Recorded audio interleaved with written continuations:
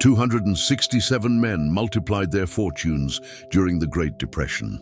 Napoleon Hill documented each one of them between 1934 and 1937. The pattern he discovered wasn't in any business book. It was in a place that 95% of people never look. Hill followed these individuals for 3 years. He documented every routine, every assertion, and when he analyzed the financial results, he discovered something that wasn't among the 13 principles. Something he recorded, but no one ever read to the end. Their focus didn't come from external sources. It came from an invisible mechanism that no one teaches. Napoleon Hill spent 20 years observing America's wealthiest men, not to learn what they did, but to uncover what burned within them, incinerating all distractions. Andrew Carnegie granted him full access. Henry Ford opened his production records. Thomas Edison let him witness failures in the lab. Charles Schwab showed him the real numbers from US Steel. And what Hill discovered wasn't discipline. It wasn't willpower. It wasn't time management techniques. It was something he called a burning desire.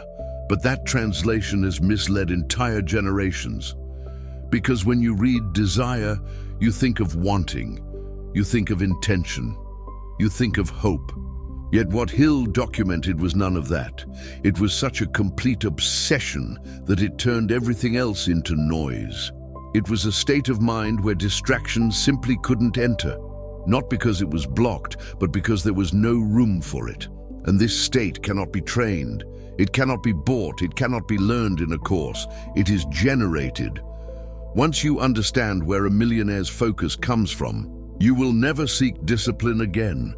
You wake up with your mental to-do list already set. You have clear goals. You know what you need to do. And when the day ends, nothing that truly mattered got done. Not because you were lazy. You worked all day. You answered messages, solved problems, put out fires. Your schedule was packed. It feels like productivity. But when you look at your main goal, the one that would truly change your life, it's exactly where it was yesterday, and last month, and last year. This is the paralysis of progress. No one from the outside sees it because you're busy, because you don't stop, because you work harder than most, but deep down, you know you're spinning your wheels.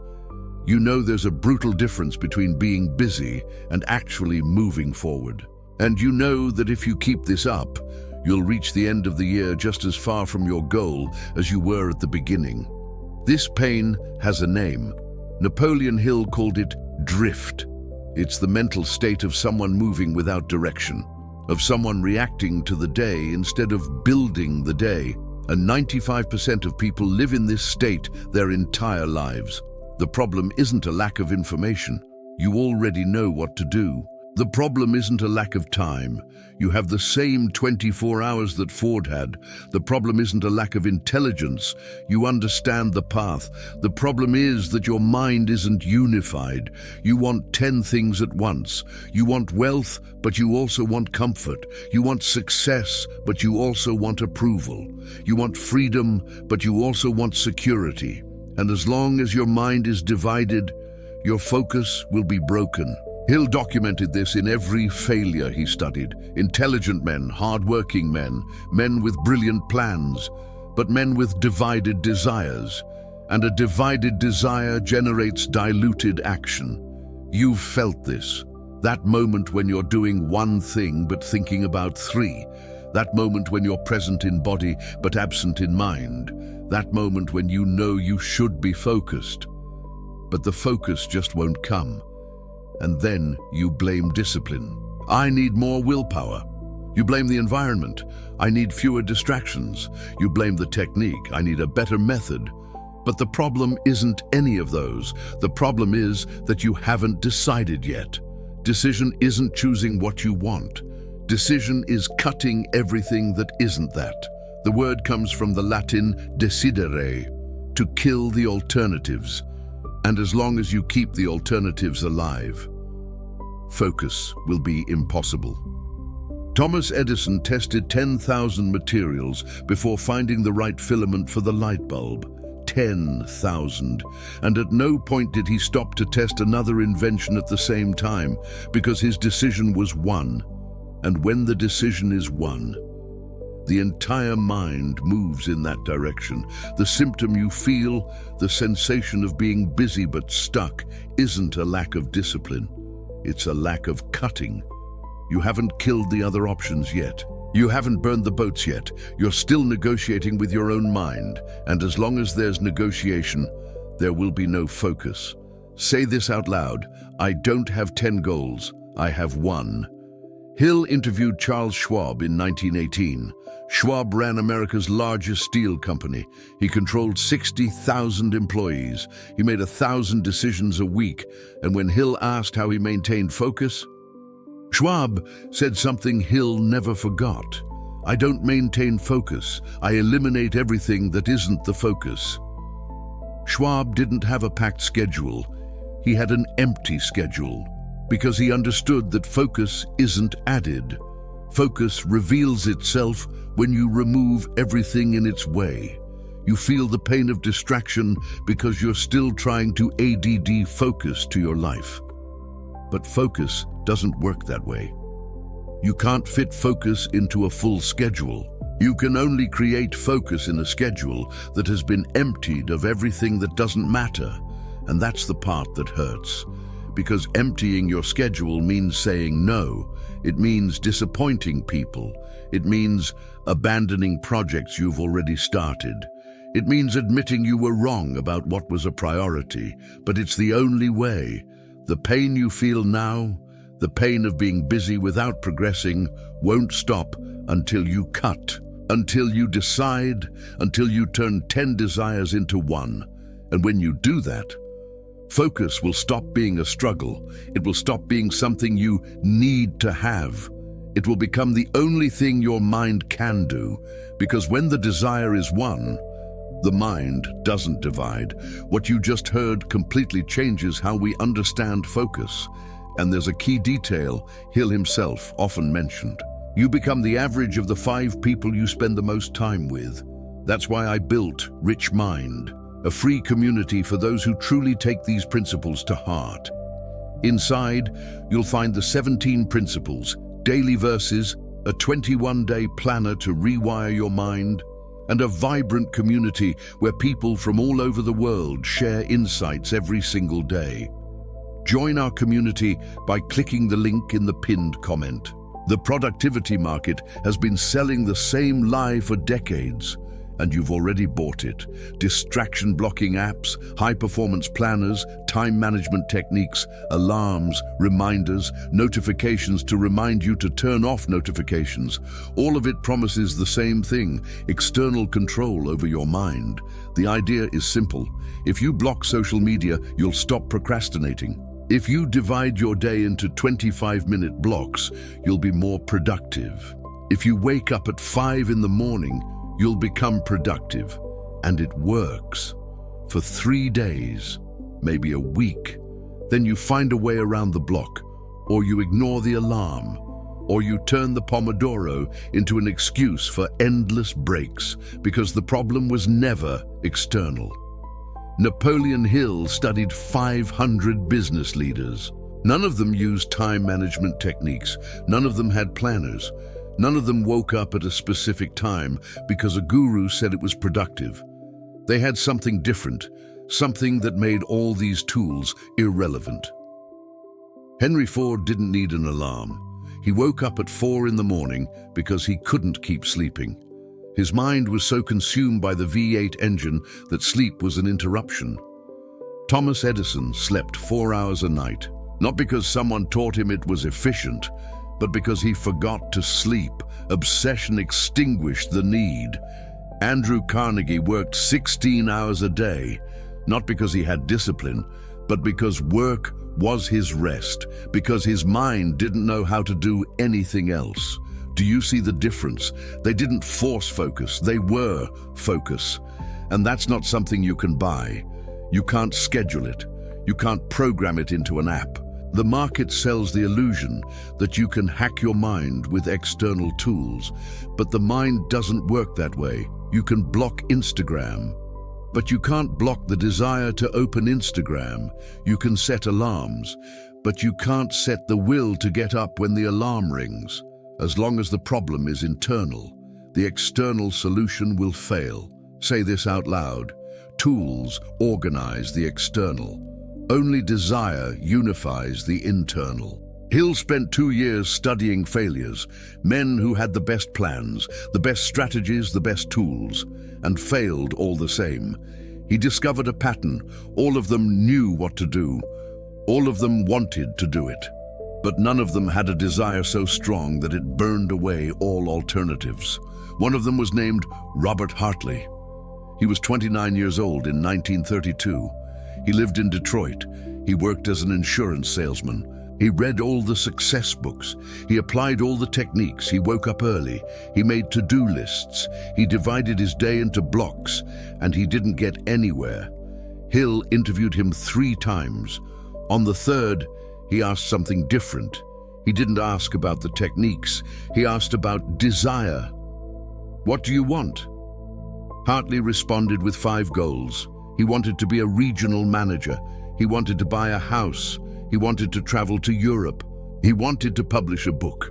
He wanted to open his own business. 5 desires, 5 directions, 5 ways to dilute the mind. Hill asked a brutal question. If you could only have one, which would it be? Hartley hesitated, because none of them were strong enough to kill the others, and as long as that was true, he would never have focus. The conventional solution says, organize better, prioritize, make a list, put it in order. But that's management. It's not decision. Decision is killing 4 out of 5. Decision is burning the boats. Decision is making it impossible to turn back. Caesar burned his ships when he arrived in Britannia, not because he was brave, but because he knew that as long as there was an escape route, the mind would look for the escape route. And as long as the mind looks for an escape route, it doesn't look for victory. You have too many escape routes, too many goals, too many options, and every option is a hole through which your focus leaks. The market won't tell you that, because it can't be sold. It can't be turned into a course. It can't be packaged into a $5 a month app, but it's the truth. No tool will save a divided mind. No technique will compensate for a weak desire. And as long as you believe the problem is in the method, you will keep buying solutions that don't work. Hill recorded this in The Law of Success. The man who chases 2 rabbits catches neither, and the man who chases 10 starves. You are starving, not because there's no food, but because you're chasing 10 preys at the same time. Stop, choose one, and chase it until you kill it. When you do that, all the tools you bought will make sense, because they will serve one desire. And a desire served by all tools is an unstoppable desire. But as long as you try to use tools to compensate for a lack of decision, you will remain busy, organized, productive, and stuck. The difference between movement and direction is what separates those who move forward from those who simply burn out. And if you've made it this far, you've already spotted the pattern. Now there's a system that turns this understanding into daily action, the Mental Reprogramming Planner. 21 days rooted in neuroscience and Napoleon Hill's principles to eliminate procrastination and build real discipline. The link is in this video's pinned comment. Napoleon Hill didn't write philosophy. He documented data. 20 years, 500 business leaders, more than 25,000 recorded interviews, full access to the financial records, routines, decisions, and failures of America's wealthiest men. Andrew Carnegie commissioned the study in 1908. He wanted to know if there was a formula for success, something replicable, something anyone could apply. Hill accepted without payment. Carnegie offered him access, letters of introduction, open doors, but not a single dollar. The condition was clear. If Hill found the formula, he would have to prove it worked by applying it to himself first. Hill spent the first 5 years just observing. He didn't ask about strategies. He didn't ask about business plans. He didn't want to know what they did. He wanted to know what they thought. And what he discovered was unsettling. They all had something Hill called definiteness of purpose, but the translation misled generations. Because when you read purpose, you think of mission, you think of values, you think of making a difference, but it was none of that. It was singular obsession. A desire so clear, so specific, so ardent that it made everything else irrelevant. Hill asked Henry Ford in 1918, "What is your purpose?" Ford didn't talk about values. He didn't talk about legacy. He didn't talk about changing the world. He talked about the V8 engine. "I want an 8-cylinder engine in a single block. Everyone says it's impossible. I'm going to prove them wrong."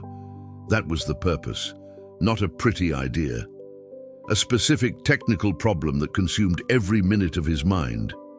The engineers said it couldn't be done. Ford didn't argue, he just repeated the order. They tried for 6 months. They came back saying it was impossible. Ford said, "Keep going." Another 6 months, same answer. Ford didn't change the order. He didn't accept an alternative. He didn't consider giving up in the 18th month. The engine worked. Hill recorded it, not as motivation, as data. Because it happened the same way with all 500. Thomas Edison. 10,000 attempts until the light bulb worked. They asked him how he endured 10,000 failures. Edison corrected, "I didn't fail 10,000 times. I discovered 10,000 ways that don't work." His mind didn't see failure, it saw information, because the desire was so clear that each error was just a step. Andrew Carnegie. He started as a telegraph operator. He earned $1.20 a week. He slept in a windowless room. He ate bread and butter 3 times a day. But inside his head, he already owned the largest steel company in the world. Hill asked, "When did you decide that?" Carnegie replied, "At 14, I saw a steel factory in Pittsburgh. I knew at that moment that I was going to own one." 42 years later, he owned it. But what Hill discovered wasn't willpower, it was something deeper. He called it burning desire, and he described it like this: a desire so intense that it transmutes thought into its physical equivalent. This isn't metaphor, it's mechanics. When the desire is strong enough, the mind stops looking for alternatives, stops negotiating, stops procrastinating, and starts building. Hill tested this. He took 200 people with no money, no contacts, no formal education. He taught them the formula, just one thing: to transform a vague desire into a definite desire. 183 failed because they didn't cut, because they kept alternatives. Because their desire wasn't strong enough to burn everything that wasn't it. But 17 doubled their income in less than 3 years. Hill documented every case. He recorded the routines, the thoughts, the decisions, and he found the same pattern. Say this out loud: "My desire defines my direction." What Hill discovered wasn't theory, it was behavioral science. He proved that focus isn't a skill, it's a consequence. The inevitable consequence of a unified desire. When you want 10 things, the mind divides energy in 10 directions, and 10 directions added up cancel each other out. You stand still. But when you want one thing with enough intensity to kill the other 9, the entire mind moves in that direction, and when the entire mind moves, the body follows. Opportunities appear, resources organize, not because the universe conspires, but because you conspire, because every decision, every word, every action is aligned with that desire. Hill spent 20 years proving this. not with theory, with results. And what he discovered destroys everything the productivity market sells, because the solution isn't in tools, it's not in techniques, it's not in methods, it's in one place, in the cutty. As long as you don't cut 9 of the 10 desires, focus will be impossible, because the mind wasn't made to chase 10 targets. It was made to destroy one. When you understand this, everything changes. Now tell me something. How many times have you started your day feeling motivated, only to end it lost in tasks that don't really matter? Let me know in the comments what most throws you off track, because that answer reveals a pattern you haven't recognized yet. And once you name the distraction, it loses its power over you. The mechanism has a name. Napoleon Hill called it unified desire focus. It's not a technique, it's not a habit, it's not discipline. It's a state of mind, a state where the mind stops negotiating and starts executing. And this state isn't trained, it's generated from a single decision. A decision isn't choosing what you want. A decision is eliminating everything that isn't it. Edwin C. Barnes was 25 years old in 1908. He lived in Newark, New Jersey. He had no money, he had no contacts, he had no formal education. He worked as a laborer in an electrical component factory. But he had a desire. He wanted to be Thomas Edison's partner. He didn't want to work for Edison. He wanted to work with Edison. He wanted partnership, equality, half the profits. Everyone around him said it was delusional. Edison was the most famous inventor in the world. He had 200 assistants, thousands of applicants every year, and Barnes had nothing to offer. But Barnes did something that Hill documented as the greatest demonstration of unified desire he ever saw. He cut off all alternatives. He quit his job. He sold everything he owned. He bought a one-way ticket to West Orange. He arrived at Edison's laboratory unannounced. No letter of introduction, no resume. He asked to speak with Edison. The assistant asked, "Do you have an appointment?" Barnes replied, "No. But I'm not leaving until I speak with him." He sat in the waiting room 6 hours, without eating, without drinking, without negotiating. Edison finally appeared. He looked at Barnes. He asked, "Who are you?" Barnes stood up. He looked Edison in the eye, and he said a sentence that Hill recorded word for word. "I came to work with you, not for you. With you as a partner. I have no money, I have no experience, I have nothing to offer except one thing. I will not give up until I succeed." Edison studied him. He said nothing. He turned. He left. But the next day, he sent for Barnes. He offered him a job, minimum wage, basic function, organizing tools in the laboratory. Barnes accepted. He worked 5 years in that role. No promotion, no raise. No recognition, but without deviating, because his desire wasn't to have a job, it was to be a partner, and as long as that was the desire, every day in the laboratory was a step. In 1913, Edison invented a dictation machine called the Ediphone. He needed someone to sell it, not to manufacture, not to operate, to sell. All the assistants refused because they were inventors, not salespeople. Barnes raised his hand. Edison asked, "Can you sell?" Barnes replied, "No, but I will learn." Edison gave him 3 months. If he could sell 100 units, he would get a share of the profits. Barnes sold 187. In 6 months, he became the top Ediphone salesman in America. In 2 years, he had a 20% share of the division's profits. Edison offered him partnership. Barnes accepted. 11 years after arriving at the laboratory with nothing, he was a partner to the richest man in America. Hill studied this case for 3 years. He interviewed Barnes 6 times. He asked how he endured 5 years without visible progress. Barnes replied something Hill never forgot.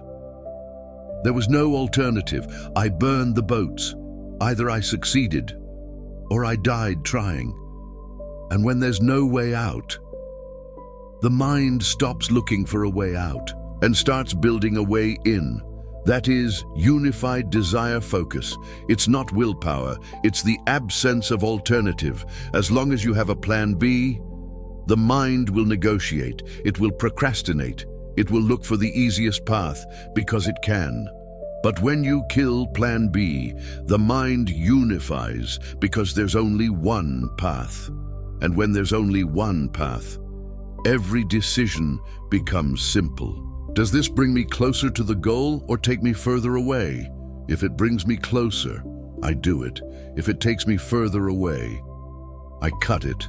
No negotiation, no hesitation, no distraction. Say this out loud: I don't chase focus, I generate focus. Henry Ford applied this to the V8 engine. He had no plan B. He didn't consider giving up. He didn't accept impossible as an answer. And his mind unified. Every engineer, every resource, every minute of the day moved in the direction of that engine. And when everything moves in the same direction, the impossible becomes inevitable. You don't have focus because you still have 10 directions, 10 goals, 10 plans, 10 alternatives, and as long as there are 10, the mind will divide, it will negotiate, it will look for the easiest path among the 10, but when you cut 9, something changes. The mind stops dividing and starts multiplying. It multiplies energy, it multiplies clarity, it multiplies results, because all the force that was scattered in 10 directions is now concentrated in one, and a concentrated force breaks through any obstacle. That's the secret Hill documented. That's the mechanism Carnegie, Ford, Edison, and Barnes used. That's the millionaire's focus. It's not skill, it's cutting. Cutting 9 to multiply 1. And when you do that, no one will notice the change from the outside because you'll keep working, you'll keep busy, but inside, everything changes because now every action has direction, every decision has clarity, every day has progress, and progress with direction is unstoppable.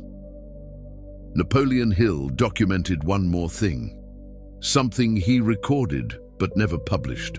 Of the 267 men who doubled their fortunes during the Depression, 193 lost everything within the next 5 years, not because they failed, not because the market turned, not because they had bad luck, but because they stopped cutting. They achieved their first goal and they made room for the second, then the third, then the 10th, and the mind divided again. Hill called this the curse of early success, and it is the most common mistake among those who finally achieve focus.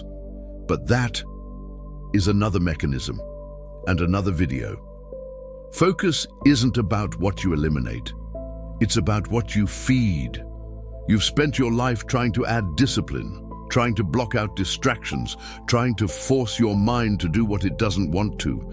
But millionaire focus doesn't work that way. It doesn't force itself. It generates itself from a desire so clear, so intense, so unified that it renders everything else irrelevant. Edwin Barnes didn't have discipline, he had obsession. Henry Ford didn't have willpower, he had conviction. Thomas Edison didn't have time management techniques. He had a problem that consumed every minute of his mind. And when the problem is big enough, focus stops being effort and becomes a consequence. You understand now. The problem was never a lack of focus. It was an excess of direction. 10 objectives, 10 desires, 10 plans, and a mind that wasn't made to serve 10 masters. When you serve 10 masters, everyone is dissatisfied, including you. But when you serve one with everything you have, that one consumes you, and when you are consumed by a desire, distraction has nowhere to enter, because there's no space, because there's no time, because there's no interest. You now know that your power isn't in your schedule, it's in your desire, not in your discipline, but in your decision. not in what you do, but in what you cut. And cutting hurts, because it means killing alternatives. It means disappointing people. It means abandoning paths you've already started. But it's the only way to real focus. Because focus isn't a skill, it's elimination. You don't add focus. You remove everything that isn't the focus. And when everything that isn't the focus disappears, what's left is so clear that the mind can't do anything else. This is the unified desire focus, the mechanism that Carnegie, Ford, Edison, and Barnes used, the mechanism that Hill documented, the mechanism that 267 men applied during the greatest economic crisis in history, and the mechanism you will apply now. Take a sheet of paper, write down the one thing you want, not 5, not 3, the one that if you achieved it, would make everything else irrelevant. Write it down, fold it, put it in your pocket. That is your only focus from today forward. Every decision you make goes through that paper, every opportunity that arises. Ask the paper if it's worth it. Every distraction that knocks at the door. Show the paper and close the door. Because as long as there are 10 directions, there will be no progress. But when there is one, there will be no obstacle that can stand in your way. You don't need more discipline. You need fewer options. You don't need more willpower. You need more cutting. You don't need to learn how to focus. You need to learn how to generate focus. And focus is generated when you kill everything that isn't the focus. When you burn the boats. When you decide that there is no plan B. Do this before you go to sleep tonight. Write it down, cut, decide, and tomorrow. Wake up with a unified mind, a mind that doesn't negotiate, a mind that doesn't divide, a mind that only knows how to do one thing: build what is on that paper until it becomes real.